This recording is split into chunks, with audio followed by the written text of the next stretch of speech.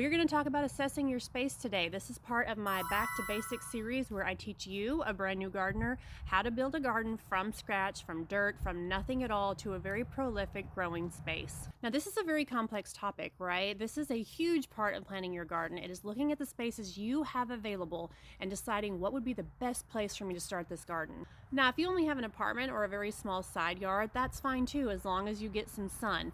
But if you have more than one spot to choose, let's say you've just moved into a brand new house and you want to start a garden in your yard, these are my tips on how to find the most ideal space. So number one, you got to figure out what you're growing, right? You cannot start a garden if you don't know what you're going to grow. This is going to tell you what your requirements are. I can tell you right now, if you want a kitchen garden, vegetables, fruits, a lot of flowers, they like sun. So you need to try to find a space that has at least 6 hours of full sun.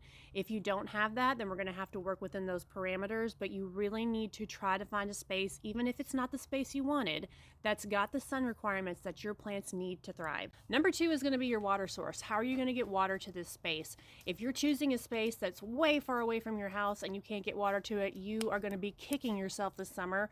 If you're going to put in a drip system, a hose, whatever you're going to use, make sure that you can get easy access to water. Number three is going to be assessing the actual ground. Is this somewhere that you have water that pools? Is it shaded during the summertime?